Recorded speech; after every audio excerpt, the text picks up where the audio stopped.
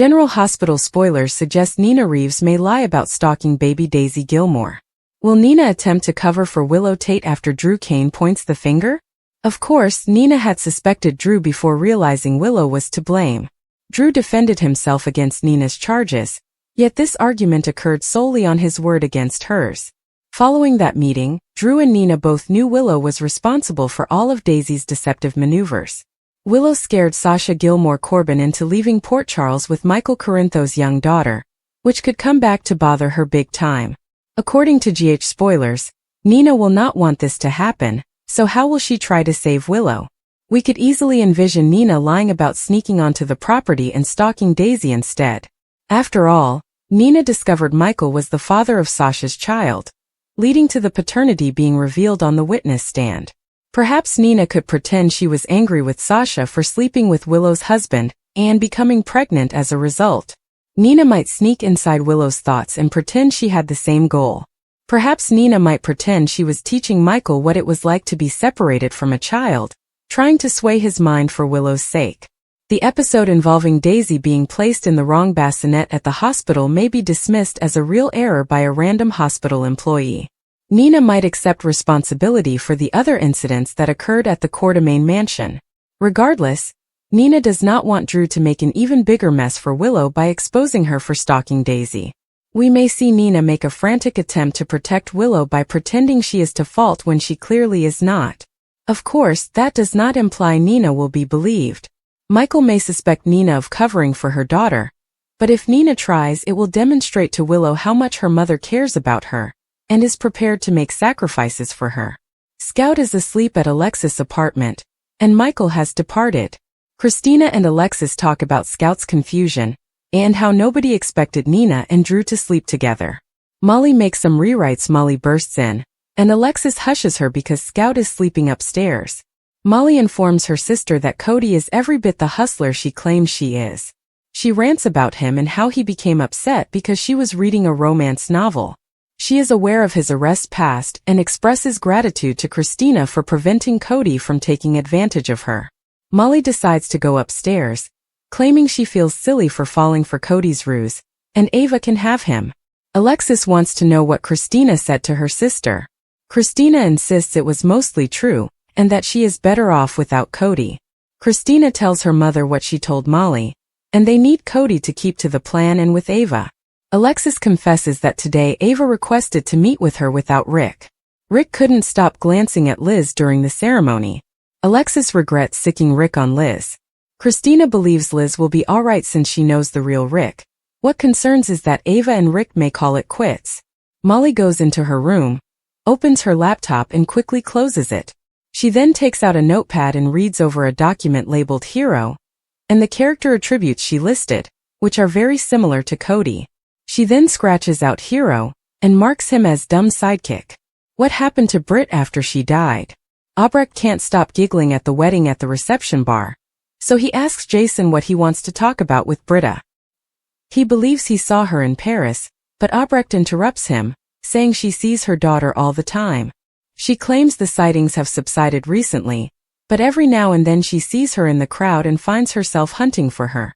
Jason claims his experience was unique, and he had never seen her before this time. Albrecht says her daughter died as a hero, and she misses her. She believes Britta would be glad that he still thinks of her. Jason says there is no burial for Britt. Was she buried somewhere else? Albrecht notices that Britta was different when she was with him. She was delighted, and she was beginning to trust him after telling him about her Huntington's disease before she told her. Albrecht feels Britta would have been happy with him if he hadn't abandoned her for Carly. He hates that he wounded her, but she claims he saved her life, so no hard feelings. She tells him of Britta's death, and we witness flashbacks to her dying in her mother's arms. Albrecht wished they had more time. He appreciates her speaking with him about Britt, since he has not had anyone speak to her about her. She claims Britta shocked her until the end. She planned to donate her corpse to research for a cure for Huntington's disease, but she preferred cremation. Jason offers to walk Albrecht, who has become extremely inebriated, to her room. She reveals she's jealous he got to meet Britta at the airport, because she wants she could see her daughter again. What is Britt actually doing? Britt checks into her room at the Five Poppies Resort and leaves the courier's backpack on the ground. She settles into bed, opens her backpack and pulls out a large stack of folders. She opens her laptop and goes to work. She also keeps up with Port Charles news and chuckles about Tracy's arrest at the nurses' ball. There is a knock on the door, and it is a man named Tomas, who has been sent to relieve her stress because she is working too hard. Tomas massages her and offers more, but she declines and orders him out. Her mood instantly shifts. Curtis and Portia arrive at the Metro Court pool to meet Nina, and she discovers who ratted her out. Nina informs them that Willow and Drew's relationship is finally ended. Portia questions why she is so sad. Nina weeps. She and Willow are no longer together, and she has lost her daughter forever. They sit down, and Nina admits she realized Willow was lost when she agreed to Drew blackmailing Portia. Before she could tell Willow anything today, she inquired whether she had slept with Drew. Curtis comes out and admits he is the one that told Willow. Nina wonders why, and Portia explains that it was for her. She was about to come clean and ruin her career, and Curtis believed this would save her. Curtis is sad she lost her kid. He never imagined it would happen. Nina claims he did the right thing, but Willow would not have believed her if she told her. Willow would have accused her of making things up to prevent her from marrying Drew.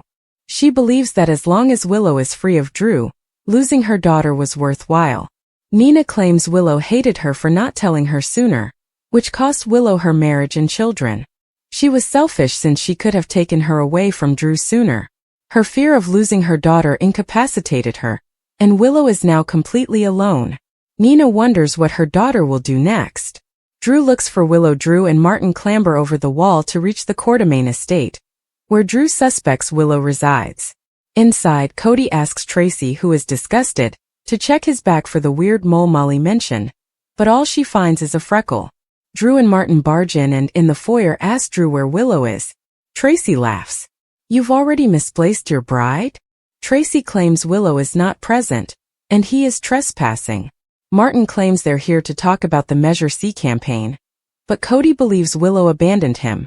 Drew admits that Nina told Willow about their affair. Cody and Tracy are ecstatic, and Yuri rushes in to drag Drew out. Tracy has Yuri wait in the living room, and Martin joins him.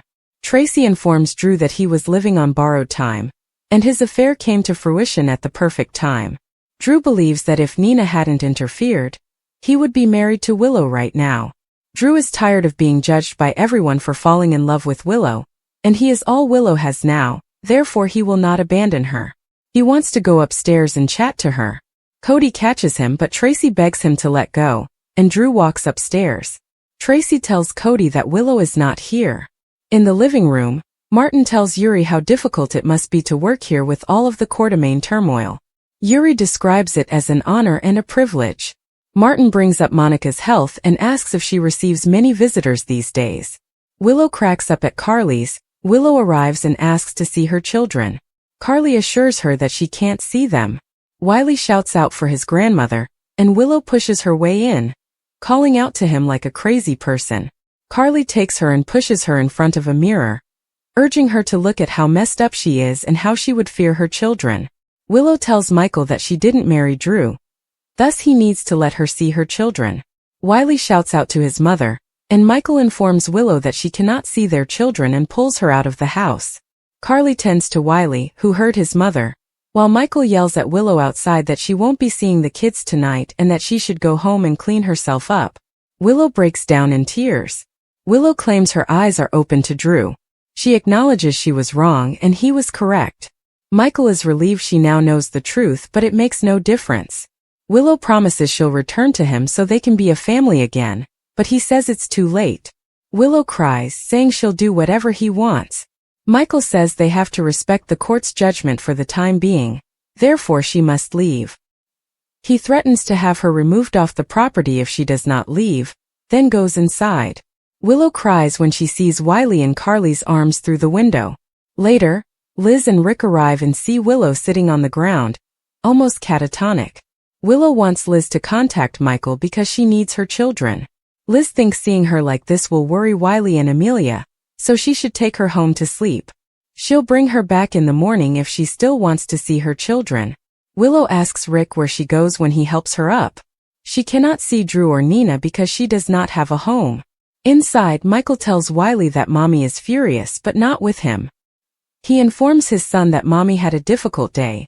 She didn't marry Uncle Drew and is really sad. She forgot that she couldn't see him right now.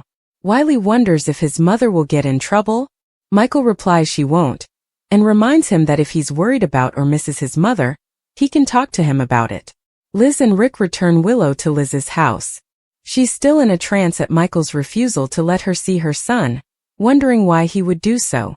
In the show's last moments in Croatia, Britt injects a medication into her stomach before lying down. She then adds, "Good night, Mutter," as she retires. After getting Albrecht to her room, Jason returns to the bar and discovers she has left her purse. He recalls seeing Britt in Paris, and her luggage with the emblem on it. He then uses his phone to look for Dubrovnik and finds the Five Poppies resort. At home, Alexis tells Christina that she regrets deterring Molly from the one man she's been interested in since TJ. Christina feels Molly deserves more, and will forget about Cody. Molly begins drafting out a new hero in her room. A surgeon who is clean-shaven, wears glasses, is intelligent and honest. Drew returns to the foyer during the Q&A session, stating that Willow is not present and asking Tracy where she is. Tracy says somewhere he hopes he can't locate, because she doubts Willow ever wants to see him again. In the living room, Yuri tells Martin that Monica is a wonderful woman, with whom she has formed a bond due to their shared experiences. They both came from humble beginnings. Martin is shocked that she told him about her life before the questions. Tracy summons Yuri back into the foyer and instructs him to throw Drew out. Drew decides he'll go on his own, so he and Martin leave. At the pool, Portia tells Nina that Willow may yet come around, and that their separation may not last forever. Nina hopes so, but she is relieved that she has broken away from Drew's hold. Curtis believes it could be transitory, and Drew's ego is too large to let her go. Without Willow, Drew would have to confront who he has become. He might be able to manipulate Willow again and win her back. Liz gives Willow some sleeping pills and assures her that she is safe here and can remain for as long as she needs to work things out. Willow has figured it out. Drew is a nasty person, and now that she has left him, she and Michael are on the same page, and she will be able to see her children again. Willow repeats this in a quiet and monotonous tone. Michael puts Wiley to bed at Carly's house, and Carly questions her son about what happened. Michael informs her that Willow discovered Drew was sleeping with Nina when they were reportedly falling in love. Carly is astounded and declares that the woman is unbelievable. Nina could have avoided this horror if she had told Willow the truth long ago. Carly complains that Nina kept her mouth shut to protect her own ass, and look at the harm she's caused. Michael claims he's never seen Willow so desperate. Carly wonders where his head is. He intends to obey the judge's orders, but he is unsure whether he can allow Willow to be around the children again because she is out of control. Nina had always been driven by love, and it had made her irresponsible at times. This time, it pushed her into such a tight position that she had to resort to a lie so audacious that she wasn't sure if she could keep the illusion going. Daisy, the infant she claimed to be viewing from a distance, was not a random youngster. Nina knew exactly who Daisy was, and why Willow couldn't find out the truth. That means venturing into risky emotional ground yet again. It all began with a rumor. One of the hospital staff members reported that Nina had been seen spending way too much time in the pediatric wing. It was not unusual for her to be at General Hospital, given her growing concern for Willow and the stress that remained in the aftermath of everything they had lost. But Daisy wasn't just any baby. She was Willow's niece, and something about the youngster had captured Nina's heart in a manner she couldn't explain. She told herself she was just checking in, making sure everything was fine, and maintaining in touch with her family. But she understood deep inside that she was circling something she couldn't have, not really. Then came the confrontation. Willow walked into the waiting area one afternoon and saw Nina peeking through the nursery's window. Her pupils narrowed slightly, her body remained steady, and her tone appeared deceptively calm. "Why are you monitoring her?" Willow inquired. There was no warmth in her voice. Nina took a slow turn and she faced a choice. Confess the truth or establish a barrier. Fear won. "I've just been worried," Nina responded hastily. "I panicked when I learned Daisy was the infant the nurse was referring about. I did not want to annoy you." Willow's expression remained unchanged as she said, "I thought if I just looked in I'd know she was okay." She didn't say anything for several seconds, and Nina's mind raced to fill the gap. "You don't believe me," she said softly. "But I swear I didn't mean any harm." "You're always hovering," Willow finally said. "And now there's a baby. My niece. You can't just stalk people's children." The term stalk struck Nina like a slap. She opened her mouth to speak, but no sound emerged. She couldn't deny having been there practically every day that week. She couldn't deny that she'd seen Daisy sleep, the nurses changing her, feeding her and rocking her in their arms. She had gazed with a longing she couldn't express to anyone. Instead she leaned into the lie. "Fine. Yes. I was following her," Nina said. "I'm watching her. But not for the reasons you expect. I thought maybe I recognized someone. I didn't recognize the man who dropped Daisy off. I became paranoid because he seemed familiar. I wanted to make sure she wasn't in danger." Willow shuddered slightly, and Nina noticed a glimmer of uncertainty in her eyes. That's all she needed. She piled it on thickly. "I was trying to protect her," Nina muttered. "That's all." The guilt hung heavy in her chest as she went away that day. Lies were poisonous and she knew it. But there was something about the infant that she could not understand. Some days she nearly thought Daisy was more than Willow's niece. Something about the baby's smile and the shape of her mouth reminded Nina of someone. Someone suffered a loss. Someone she had longed for. The untruth grew. When Willow brought the issue up with Michael, he was ready to defend his wife. He didn't trust Nina any more than he had before, and the thought of her circling the nursery sent up all his alarms. He didn't want Nina near Daisy, and he told Drew this when they met secretly in the Quartermain study. "If she's following youngsters now, what will happen next?" Michael spoke. "She has already ruined Willow once. She won't have a second opportunity." Drew wasn't convinced. He remembered the old Nina, who would do anything to defend Wiley, even if it meant becoming the town's villain. He knew how far she would go when she thought she was behaving out of love. Her motives, whether misguided or not, were not always nasty. This made her dangerous but not always malevolent. Nonetheless, when Drew approached her and asked if the allegations were real, she doubled down. "I made a mistake," she told him. "But I never intended harm. I assumed I was seeing something that was not there. I got caught up. I've let it go." However, she hadn't. Late at night, when the hospital corridors were quiet and the nursery was softly lighted, she found herself parked in a corner just out of sight. She watched Daisy's chest rise and fall, wondering why she felt so connected. Did not make sense. She knew she was on dangerous ground, but her instincts were too strong. And suddenly something changed. A nurse approached her discreetly one evening and told her, "You remind me of her mother. The way you stare at her." Nina's throat became dry. The nurse tilted her head. "I'm not related." "Are you sure?" The seed of doubt burrowed deep within her. She was unable to sleep that night. She looked through old images on her phone. She compared the images in her head. What if Daisy wasn't only Willow's niece? What if there was something more? Was there something her relatives had not told her? She knew it was risky to dig, especially since she was already under investigation, but the urge was too strong to resist. She bribed a lab technician she used to mentor to perform a discreet DNA scan. She brought in a sample of a discarded baby blanket. The test would take several days or longer. In the meanwhile, she needed to maintain her distance.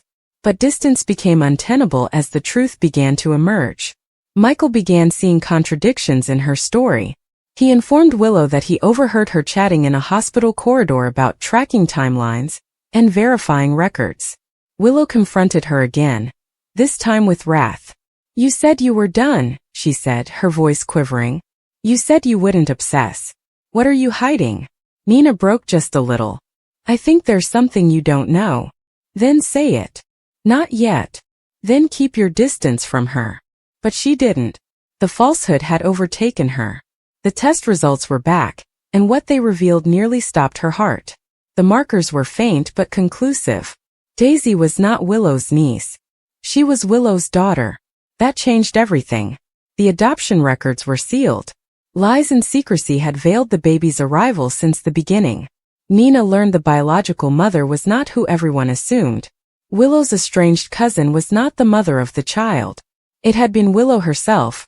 A pregnancy she had concealed from everyone during the depths of her illness, the child abducted during treatment, and the records falsified to protect her peace of mind. Nina was now confronted with the most difficult decision of her life. Tell Willow the truth and risk losing everything, or keep it hidden and protect her from a past she didn't want to revisit. She approached Carly first. Desperate. Shaking. "I need help," Nina stated. Carly, chilly and unreadable, folded her arms. "Why should I help you?" "Because I believe I know something that will improve Willow's life." Carly narrowed her brows. "If I'm right, it could destroy her. You constantly believe you know best. But the last time you thought that, my family suffered the consequences." "This isn't about vengeance," Nina said. "It's about a little girl." Carly didn't agree to help, but she didn't leave either. That night, she stood in the chapel's back row, watching Nina light a candle and stare into the flame. Nina could only think about Daisy, who was asleep somewhere, ignorant of the conflagration her identity would shortly set off. Maybe the lying began as a reflex, a way to hide her tracks. But it was now the only thing separating tranquility and anarchy. Nina had bought herself time, but the truth had a way of surfacing. And once it did, nothing in Port Charles would be the same.